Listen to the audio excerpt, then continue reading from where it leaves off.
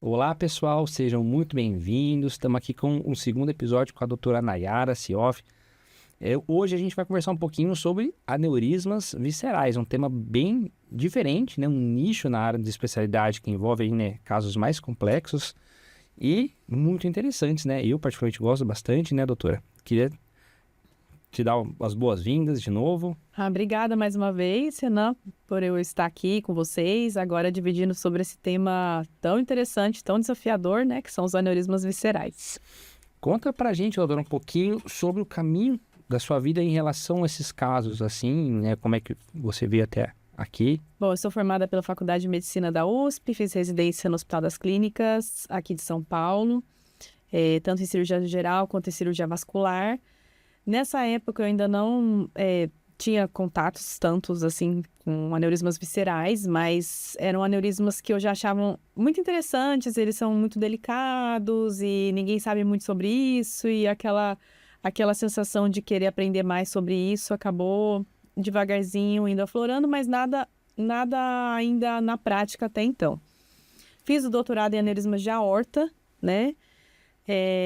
E aí, quando eu fui para Cleveland fazer o meu fellowship, o primeiro fellowship, tive a oportunidade de começar a ver vários casos de aneurismas viscerais, tratamentos endovasculares, e fiz uma das minhas pesquisas levantando todos os casos dos últimos anos dos aneurismas viscerais de lá. Então, isso foi durante o meu Research Fellow, que eu fiquei lá por um ano, e eu fiz um grande levantamento, um grande trabalho que virou uma grande publicação nesse sentido. Dos aneurismas viscerais, tratamento aberto versus tratamento endovascular, os resultados e tudo isso. E aquilo começou a me interessar cada vez mais, eu comecei a achar muito legal como a gente estava assim, tão avançado na nossa especialidade, e nos aneurismas viscerais a gente ainda estava tão atrasado, ainda usando materiais muito grosseiros e coisas adaptadas, né, para tratamento desses aneurismas, muitas cirurgias ainda sendo feitas abertas para aneurismas em posições tão difíceis. E aquilo foi me levantando uma pulguinha. Voltei para o Brasil, comecei a fazer meu pós-doutorado com o professor Erasmo, que tinha uma casuística disso em aneurismas viscerais lá do Hospital das Clínicas, e ele disse, vamos levantar tudo isso, e a gente começou. Eu acabei fazendo meu doutorado nessa parte. Com isso, comecei a estudar cada vez mais essa área, principalmente os tratamentos endovasculares, os stents de neurointervenção, que a gente acaba usando bastante nesse território. Então, tive contato com bastante material de várias empresas para entender qual que é a vantagem e desvantagem de cada um, aqueles pequenos stents que são usados nos aneurismas cerebrais. Uma vez que até hoje a gente não tem stents dedicados para o território visceral. Nisso eu acabei recebendo vários pacientes com essa patologia de várias áreas, esplênica, renal, gastrorenal, muitos de segmento clínico, outros de intervenção cirúrgica, e nisso a experiência foi aumentando cada vez mais. Tive a oportunidade de fazer outros trabalhos na área, ter alunos de iniciação científica de aneurismas viscerais, dar bastante aula sobre isso e cada vez aumentar mais a experiência. Então, é uma área que eu gosto muito, eu vejo que tem muito potencial de crescimento, é uma cirurgia extremamente delicada de se fazer, muito diferente de um aneurisma da aorta, por exemplo. Então, os materiais, eles são muito delicados, qualquer milímetro que você mexe a mão lá dentro já mexe muita coisa, né?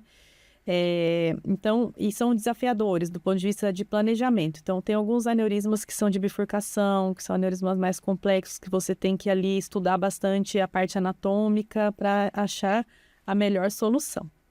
Então, é isso, a gente vai evoluindo cada vez mais e os materiais também estão evoluindo cada vez mais para nos ajudar nesses tratamentos. E como é que... Então, a sua carreira começou na parte mais científica em relação a esses casos. Aí você foi desenvolvendo.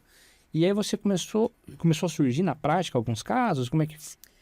Porque eu comecei na parte de pesquisa, estudando sobre isso, levantando o que tinha de publicação, vi que não tinha muita coisa, entrei no pós-doutorado, quando eu comecei a lidar mais com isso, acabou automaticamente a colegas ficarem sabendo que eu estava mexendo com isso, e é um subnicho da nossa especialidade que praticamente ninguém faz, né? Tem alguns radiointervencionistas que fazem muito bem, mas da parte vascular, principalmente quando envolve outras coisas ali de doenças vasculares, tal, ou eventualmente algum caso que você precisa de uma cirurgia aberta, que são muito raros hoje em dia, os radiointervencionistas já não conseguem assumir, né? Então, e aí foi isso, foi uma coisa que acabou as pessoas ficando sabendo, eu acabei divulgando também que eu estava fazendo isso, meu pós-doutorado saiu oficialmente, tive alguns alunos que fizeram pesquisa e publicaram também casos nossos, tem alguns relatos de casos nossos também sendo publicados atualmente, então a coisa foi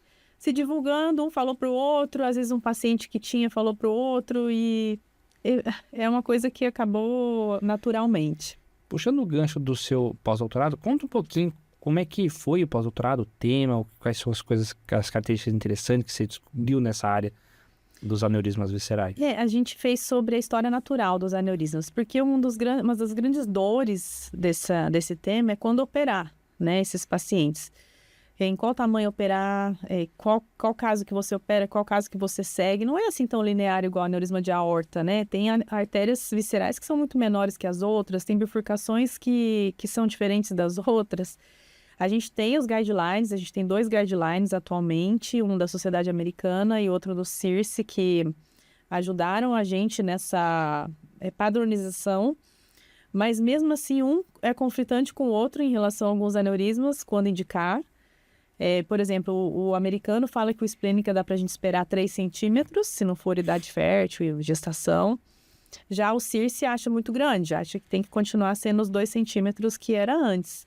Então, ambos foram baseados em estudos raros da literatura. Então, tem graus de recomendação e níveis de evidência baixos de várias dessas recomendações. Então, é uma grande dor ainda a gente saber quando que vai indicar. Então, a gente tem que fazer o quê? Pegar os guidelines, mas também tem que pegar a experiência, a individualização de cada caso para conseguir indicar ou não indicar, dependendo do caso, do crescimento, da condição clínica e tudo isso. Entendi. E então, nesse seu pós-doutorado, você percebeu que ainda há essa divergência, essa diferença em relação ao tratamento. Mas tem tido alguma evolução que você tenha percebido nesses casos? A gente, no pós-doutorado, a gente viu a história natural. Então, a gente viu os aneurismas, quais rompiam, com que tamanho, a partir de que tamanho rompia mais, com doenças de base, qual rompiam mais. Tem um estudo que está para sair agora, que é a calcificação do saco aneurismático, se isso protege ou rompe mais. Então, isso é uma coisa que não tem na literatura, e nosso estudo também não mostrou, ainda não está publicado, mas ainda não mostrou uma grande diferença entre os grupos. E a gente percebe que, assim, os aneurismas rompem muito pouco. Na verdade, a verdade é essa, eles rompem muito pouco. Eu mesma nunca tive um caso no consultório que o aneurisma rompeu. A gente indica sempre que o aneurisma está maior ou tem uma morfologia muito diferente, que a gente percebe ali que tá... a maioria são saculares, mas tem alguns saculares que você percebe que são bilobulados, que você já fica meio assim e não acha que não dá para esperar 3 centímetros, não, né? Eu, pessoalmente, acho 3 centímetros muito grande também, muito maior que uma aorta, né? Se for pensar, né? 3 centímetros. A aorta ectasiada. Exato. Então, é uma artéria minúscula, né? Então, a gente percebe que os aneurismas não rompem, mas não é porque eles não rompem na sua frente que você vai esperar algum romper para depois você falar que rompeu, né? Então, acho que tem que saber intervir na hora que tem que fazer, né? Não ficar só aguardando. Em relação aos sintomas, a maioria é assintomática. Assintomático. Os casos que têm aparecido achados de exame de imagem? Isso. Acharam de exame de imagem. A maioria, eu diria que 99,9% vai fazer investigação de algum motivo, de alguma dor qualquer, e encontram aneurisma. Principalmente mulheres, né, que acabam tendo uma casuística maior. E raramente a gente encontra quando a gente vai investigar outra coisa. Por exemplo, às vezes a gente encontra uma displasia fibromuscular na carótida, e aí a gente vai investigar a barriga e acaba achando algum aneurisma visceral. Às vezes acontece, mas a grande maioria é achada incidental mesmo.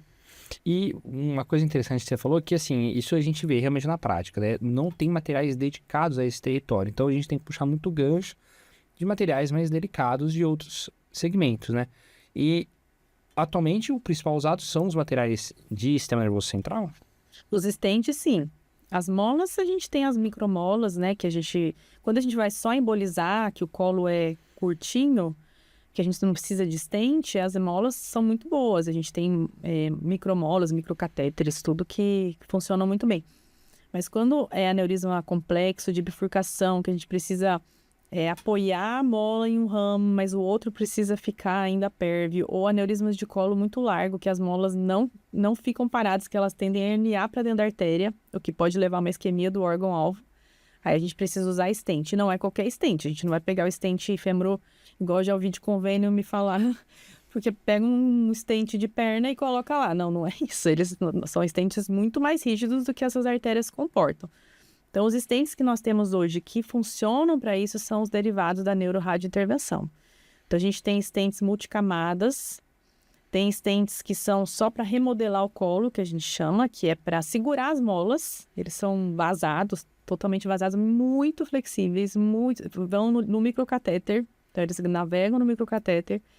E tem os stents diversores de fluxo, que não é um multilayer, que a gente já sabe que ele deu totalmente errado para aneurismas viscerais. Ele foi um MUSH em 2012, 2013, achava-se que ia ser a solução, mas ele é muito duro para essas artérias, então a gente usa outros que a neuroradiointervenção usa. Então tem alguns no mercado. Então, os diversores de fluxo a gente coloca para quando tem ramos muito importantes saindo, por exemplo, uma mesentérica mais distal, que precisa trombosar o saco e manter os ramos. Do contrário, se é só para segurar a mola, a gente usa um stent, por exemplo, um Solitaire, que é um stent, ele é aberto, né? Se você abrir, ele parece uma lâmina de tão delicadinho, e ele é uma camada só para segurar ali as molas, o núcleo. Os multilayers que deram errado foi porque são mais rígidos, porque tem várias camadas, né? Mas, então, eles chegaram a dar certo no sentido de, pelo menos, interromper o fluxo pro aneurisma e trombosar o aneurisma e manter o fluxo pérvio, porém acabavam gerando kinks e acabou concluindo? Como é que foi essa questão? A gente tem alguns estudos logo depois que começou essa onda de multilayer em artérias viscerais que mostraram que os primeiros resultados até pareciam bons, mas logo depois muitas fraturas, muita oclusão de artéria com oclusão de órgão-alvo. Então, assim, acabava fechando tudo, né? Então, aí, dependendo de onde você tá, do território que você tá, uma esplênica ainda tudo bem, né? Às vezes aguenta bem o baço e tal, mas um rim já não, né? Então, ele acabou sendo nunca mais usado para isso, não tem recomendação nenhuma para uso do multilayer em território visceral e acredito que em nenhum outro território hoje em dia. Entendi. Interessante. Então, basicamente, os materiais que atualmente você tem usado, né? No planejamento desses pacientes, como é que você tem feito? Primeira coisa, você tem que ver a via de acesso. Então, onde está o aneurisma? Se está no tronco celíaco, se está na esplênica, se está na renal. E qual é a angulação do vaso saindo da aorta. Então, aí você já decide se vai por cima ou vai por baixo. Geralmente, tem alguns troncos celíacos que são muito angulados para baixo, mesentéricas, né? Também que é melhor ver por cima. E a gente sempre tem que trabalhar com sistemas triaxiais. Então, principalmente em artérias muito tortuosas. O que é triaxial? É um introdutor longo, um catéter maior por dentro e um microcatéter por dentro. Então, a gente tem muita estabilidade do sistema. Tem alguns introdutores que são com a pontinha deflectível. Isso tem ajudado bastante também, porque a gente consegue locar dentro da artéria com muito mais estabilidade. E aí você vai decidir o que vai fazer. Se vai embolizar, se vai precisar de stent, se não vai precisar de stent.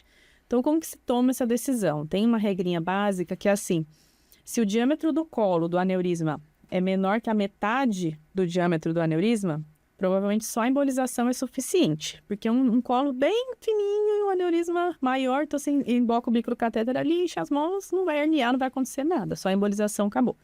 Agora, se o diâmetro do colo é maior que metade do diâmetro do aneurisma, quer dizer, um colo largo. Aí, a chance de você precisar colocar um stent, fazer uma embolização stent assistida, que é colocar o stent para segurar as molas, ou até mesmo balão assistida, você deixa um balão, tem balão bem complacente, que também é derivado de neuro, só para você formar ali o núcleo estável de molas, depois você desinsufla o balão e tira. Tem alguns stents que você também tira, depois você pode tirar. Aí você decide qual é o material que você vai pedir, dependendo do jeito que é o aneurisma, a morfologia e a sua via de acesso, né? Então, e depois você precisa decidir qual é o dispositivo de fechamento, se for femoral, né? Qual que você vai usar. E é isso. Então, não é uma lista de material muito grande, mas ela precisa ser certeira para o caso. Um dos principais limitantes é a localização, né? Eu acho, né? Porque quando tem aquela localização favorável, no meio do vaso, com colos bons, assim, né? Em traços tecnicamente mais simples, a gente sempre vai pro endovascular, né? Por conta de ser um tratamento menos invasivo. Mas quando a gente vai na bibliografia, mais uma vez partindo do que não existem estudos, né, com N's bem grandes, mostrando realmente os principais benefícios de um tratamento ou outro, geralmente quando vai perto de hilo ali, bifurcação, já levanta, acende a luzinha para partir para casos abertos, né? Esse limbo, né? Como é que você tem feito, assim, as escolhas? Então, basicamente não existe mais caso aberto, nem para essas bifurcações. Onde a gente mais vê aneurisma em bifurcação é na artéria renal, que a grande maioria são tipo 2, né? Que é aqueles que estão bem na bifurcação mesmo. Tipo 1 é quando está na artéria principal, tipo 2 na bifurcação, e tipo 3 lá dentro, quase do rim. Então, esses que estão em bifurcação, por exemplo, os renais são quase a maioria deles. A gente faz técnicas combinadas. Embolização stent assistida, embolização balão assistida. A gente pode fazer até mesmo kissing de stents para poder conseguir segurar as molas lá dentro. Isso, pessoalmente, eu nunca precisei fazer, só um stent foi suficiente. Então, assim, um jeito a gente consegue dar, porque para esses casos, uma cirurgia aberta, para um autotransplante renal, esse tipo de coisa, a taxa de sucesso é muito baixa. O rim, ele não aguenta esse desaforo todo, né? E a gente vê bons resultados fazendo essas técnicas com materiais apropriados para isso, né? Então, cirurgias abertas, mesmo para porções de mesentérica com ramos, têm sido cada vez mais e mais e mais raras. Basicamente, então, técnica é entrar, né, cateterizar através do microcatéter o saco aneurismático. Uma vez cateterizado, você tendo depois também, né, a artéria troncular cateterizada, você liberar um stent e embolizar o aneurisma. Na verdade, a gente faz assim. Quando você decide por usar um balão ou um stent para assistir a sua embolização, só para não deixar as molas saírem, você entra com 2 microcatéteres em paralelo, né? Um fica na artéria principal e o outro entra dentro do saco aneurismático. E aí você abre o balão ou abre o stent parcialmente, do balão se insufla tudo, enche o saco de molas, e aí você até sente bater ali no stent, sabe? Tem casos que você até percebe, nossa, ainda bem que eu coloquei, porque isso aqui ia herniar para a artéria principal. E aí depois você termina de soltar o stent ou tira o balão. Então, sempre 2 microcatéteres em paralelo. Além das molas, tem casos que a gente usa agentes líquidos também, tipo ônix, para poder fazer aquele núcleo bem fechado de molas. Mesmo numa renal, por exemplo, porque o grande medo é embolizar, né? Algumas partículas, né? Renal, pessoalmente, eu não faço, não coloco. Não teria essa coragem. Eu prefiro só a mola, muita mola, né? Do que usar agente líquido. Mas tem alguns aneurismas, alguns lugares de aneurismas que às vezes vale a pena você fazer um núcleo mais firme ainda, porque o que a gente sabe que o que resolve o aneurisma de romper a longo prazo é quando você fecha ele quase completamente ali, seja com mola, seja com combinado, mas isso é mais raro. A grande maioria da gente resolve só com as molas mesmo.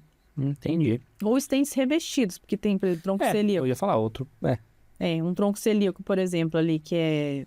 Esses dias eu peguei um caso assim, mais calibroso. Um aneurisma de tronco celíaco, antes da trifurcação das artérias, vai colocar um Viaban ali e vai resolver, né? Sim. Em relação a colo, tem algum valor que você fala assim, não, a partir desse tanto de colo já não vale a pena colocar um stent, por exemplo, não vai ancorar? Ou não? O proximal e distal, Proximal né? e distal. Não tem um valor fixo, assim. Precisa ter um espacinho, sabe? Um espacinho pequeno. Eu diria que, assim, 0,5 centímetro, você já tem ali... 1 centímetro é o sonho. Mas se você tem 0,5 centímetro em cima e embaixo, você consegue ancorar. A gente está falando de stent revestido, né? Porque quando o stent é não revestido, é só para assistir a embolização, aí não precisa nem de colo, você vai apoiar onde dá ali, né? Agora, quando é um aneurisma fusiforme, por exemplo, que você quer fechar com o stent revestido, aí você tem que ter pelo menos um pouco em cima e embaixo. E esse número não é de literatura, Sim. é um número de experiência mesmo. Então, Isso porque não tem, né? Você não vai Não encontrar, tem. tipo assim, não, gente, a partir disso, com certeza você vai fazer assim, a partir disso você vai fazer assado, né? Exatamente. E essa é o cerne dos aneurismas viscerais. A gente ainda está engatinhando em muito conhecimento, né, em relação a eles. E tem vindo algumas novidades que você tem, assim, se você tá de olho para tentar utilizar alguns casos, você tem reparado se tem vindo alguma coisa nova? Tem alguns materiais que estão em estudo, que são dedicados para os aneurismas viscerais. Alguns plugs que são muito delicados, justamente para colocar ali no saco aneurismático. Tem alguns diversores de fluxo também sendo estudados, específico para esse território, que eles têm uma camada maior no meio. Então, tem alguns dispositivos vindo, mas ainda muito precário. Aqui no Brasil, por exemplo, não tem nada ainda. Nos Estados Unidos, a gente vê só de literatura. Mesmo porque a gente tem lidado bem com os stents neurológicos, né? Tem funcionado bem.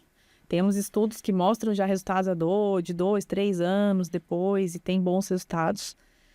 Então, acho que isso que também está limitando um pouco a indústria de acelerar isso daí. E existe uma variação, né, do território. Vamos supor, um aneurisma de artéria renal não necessariamente se comporta como em displênica, por exemplo, né? Tem muita questão da tortuosidade, dependendo de ser uma artéria esplênica com aneurisma, ela é extremamente tortuosa, né? Uma artéria renal já nem sempre vai ser tão tortuosa. Exatamente. Não, tem muita variação, muita variação. Tem esplênicas que variam de um paciente, assim, variam muito de um paciente, a tortuosidade. Então, o planejamento pré-operatório desses casos é 50%, 60% dos casos. Você tem que saber exatamente a angulação que vai colocar na escopia, senão você não enxerga o aneurisma. Enxerga, mas você não sabe onde está o distal. É tudo imagens sobrepostas. Então, essa é a principal dificuldade, você achar a angulação certinha daquele aneurisma para você conseguir entrar. Tem os aneurismas que são bem mais fáceis, que são mais proximais, que são saquinhos perfeitos, colo pequeno, você coloca o microcatéter, emboliza, pronto, acabou. Mas às vezes eu fico pensando, onde é que estão esses casos? Quando chega já chega aqueles aneurismas de bifurcação ou esplênicas muito tortuosos, colos largos. Às vezes é um lugar bom, mas o colo é largo. Então, é isso, é legal. Não, é bacana, ainda mais quando não tem tanto assim, né, uma rigidez em relação às indicações, você consegue, né, entra um pouco o lado artístico, né? Não, nesse caso eu acho que vai ser melhor desse jeito. Às vezes tem criatividade. Teve um caso que a paciente, que eu sempre mostro nas minhas aulas, porque é um caso muito difícil, a paciente chegou com uma claudicação intestinal magrinha, sabe? E ela estava com uma estenose, uma dissecção na mesentérica, um aneurisma pós-estenótico pegando todas as saídas ali dos ramos principais. Tinha que resolver a estenose e o aneurisma ao mesmo tempo, né? E aí, o que ia fazer, né? Aberta, nesse caso, com um monte de ramo da mesentérica, e só o diversor de fluxo também não ia resolver a estenose, porque ele é muito molinho. Daí, aquela coisa da criatividade, né? O que eu fiz? Eu pensei, a gente colocou um Palmas Blue, que é aquele stent que abre por balão 0,14, bem delicado, abriu a estenose. E aí, fazendo uma sobreposição, a gente colocou um diversor de fluxo, que na época foi o Fred, pegando ali a parte dos ramos, né? E rezamos, né? Ficou com as medicações, tudo. Essa paciente já tem quase 3 anos de segmento e trombosou totalmente o saco aneurismático e os ramos todos pérvidos. O aneurisma bonitinho, a estenose resolvida, ela engordou 10 quilos depois. Quando tem litro disso. Mas, assim, de onde que você pega uma literatura disso? Não existe. Inclusive, a gente vai publicar esse caso, né? Porque então tem casos assim, que essa é a dificuldade dos viscerais. Não tem coisas que você não vai achar em lugar nenhum, né? O que fazer com aquele paciente. E nos cuidados, assim, que você tem desses casos, você tem acompanhado, né? São pacientes que você tem acompanhado, que dificilmente o paciente vai para outro lugar, né? Porque não tem muita gente que faz, mas você tem reparado que a evolução tem sido favorável, esses aneurismas têm regredido, têm trombosado? Sim. Esses casos a gente acompanha com exames de imagem sempre, e um dos grandes problemas do acompanhamento desses casos é que as molas dão um strike muito grande ali na tomografia, e na ressonância também a gente não vê tão bem. Então, a gente acompanha se tem algum sinal de complicação do órgão-alvo, se tem algum sinal indireto ali de piora. E em casos que você tem dúvida, tem que fazer uma arteriografia, na verdade. Mas é raríssimo precisar. Você vai acompanhando com tomografia anual. No começo você faz, né, logo depois da cirurgia, e depois passa para 1 ano, e aí pode ir espaçando cada vez mais.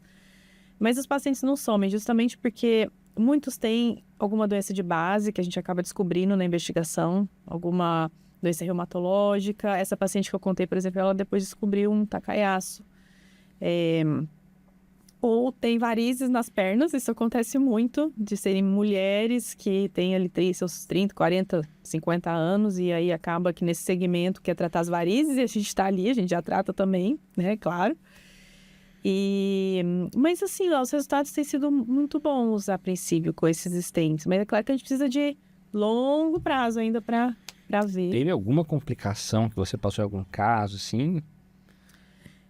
Teve complicação, não digo complicação, mas dificuldades no intraoperatório intensas relacionadas à tortuosidade e estabilização do sistema.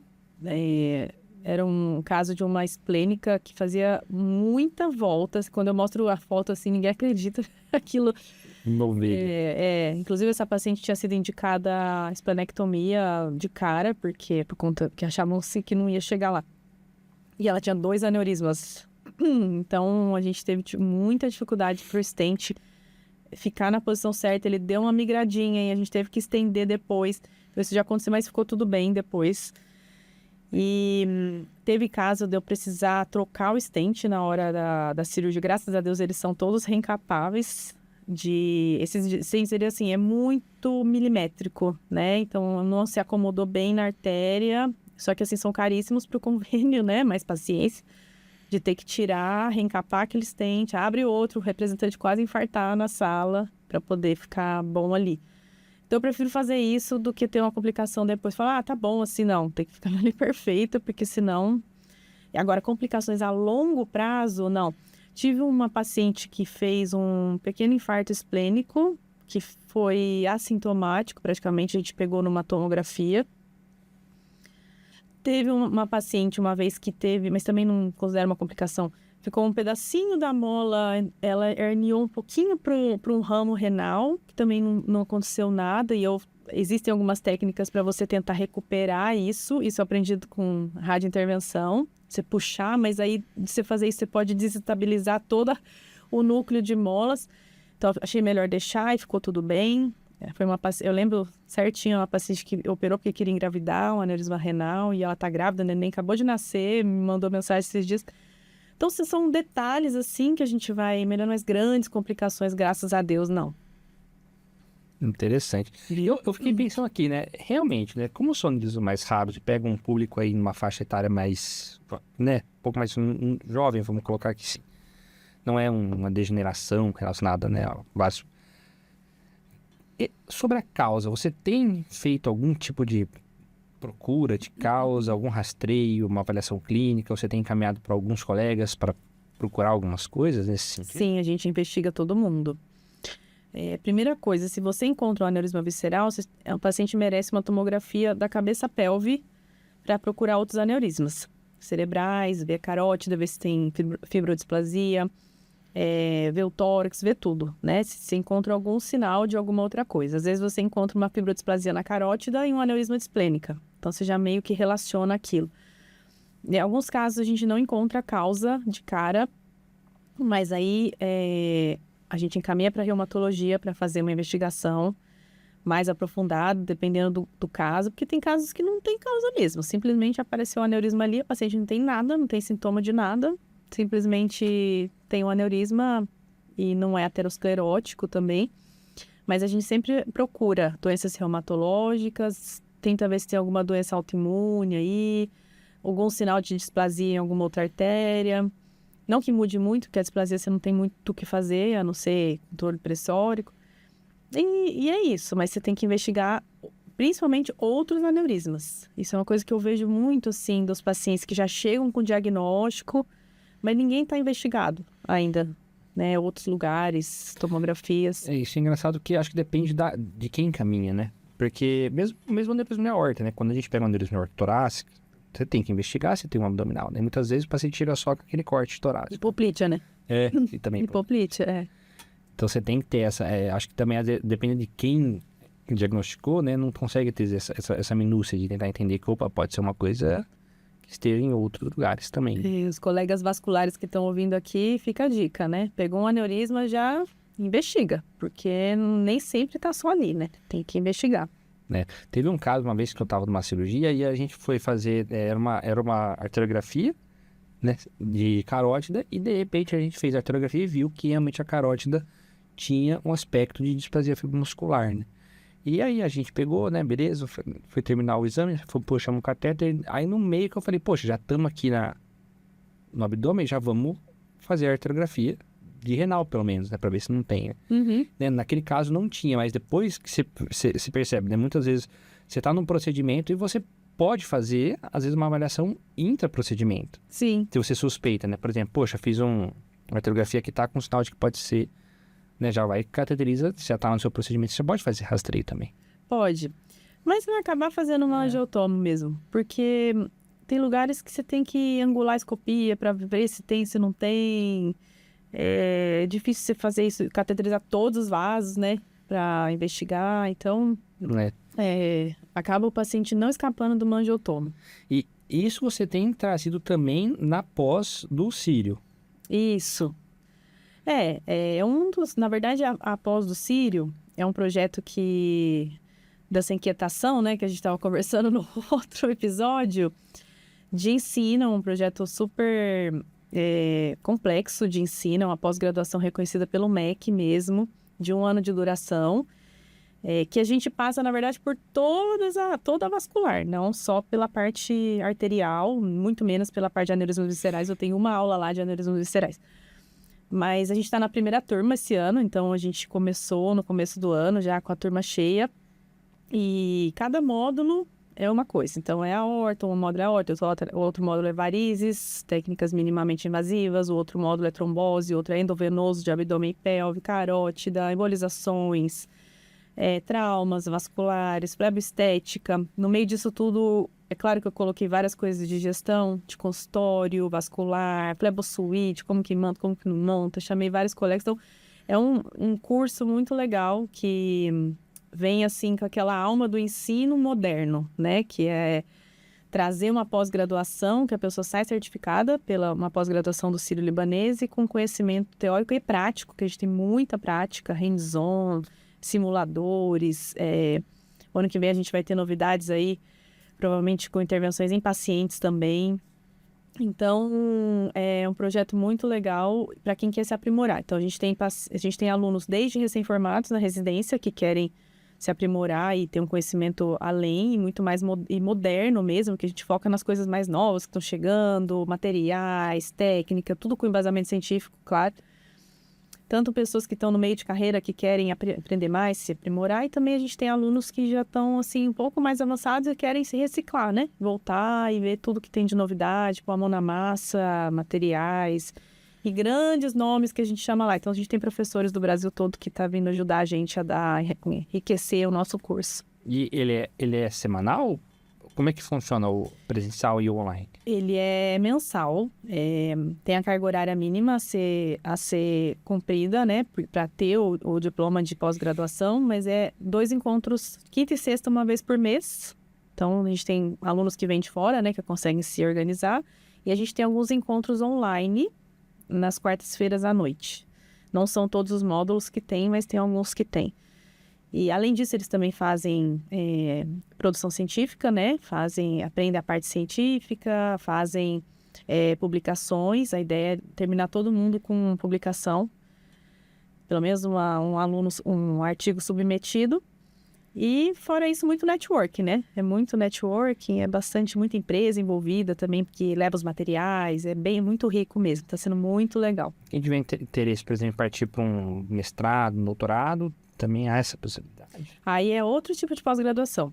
Aí é uma pós-graduação estrito sensu. A nossa é lato sensu, né? Que é uma pós-graduação de 1 ano. Agora, mestrado, doutorado, ela é estrito sensu, aí já é outro caminho, né? Que precisa fazer. Entendi. E quem tiver interesse, como é que consegue entrar em contato para fazer a pós? Pode me mandar uma mensagem, pode entrar em contato direto com o Hospital Sírio-Libanês, na Faculdade Sírio-Libanês, que tem lá a nossa página do curso lá. E as inscrições para o próximo ano logo vão abrir também, né? Então, ou pode entrar no meu Instagram, no meu WhatsApp, ou mandar mensagem para o hospital. Bacana, perfeito. E, assim, já finalizando assim a nossa conversa, tem alguma dica que você queira dar para quem se interessa por essa área de aneurismas viscerais, assim, para quem, poxa, quer pensar mesmo às vezes no estudo ou desenvolver essas técnicas? O que você diria? É difícil quem queira entrar nessa área tão profundamente assim, né? Mas eu acho que se interessa por isso, a primeira coisa é ver a literatura, porque para se embasar, né, do que está acontecendo e entender quão é ainda obscuro, né, essa área. E, inclusive, ia ser muito bem-vindo para me ajudar nas pesquisas e estudar os materiais, porque não adianta nada a gente saber anatomia, tudo, e não saber o melhor material para aquele caso, ter esse leque de materiais delicados que a gente pode usar, porque isso define muito o sucesso da cirurgia. Não só o planejamento, a parte intraoperatória, mas o que você vai usar. Um stent que vai trombosar menos, né? Uma mola que vai se adaptar melhor, qual mola que você põe no começo da embolização, qual mola você põe no final, usa 3D, usa 2D, entendeu? Então, é realmente nada fazer pela metade, sabe? Se é para fazer direito. Então, é isso que eu faço. Espero que tenha mais gente interessada para ajudar a gente a aprender cada vez mais. Uma das grandes vantagens de divulgação das informações, né, por exemplo, desse podcast, é que uma pessoa que às vezes está lá perdida e gosta, pode captar e chegar até esse caminho. Muito legal, doutor. Foi muito boa a discussão. Queria agradecer a sua presença e a sua atenção. Obrigada, eu que agradeço. Foi muito legal. Pessoal, muito obrigado por vocês. Espero que vocês tenham gostado do episódio. Um grande abraço e até mais.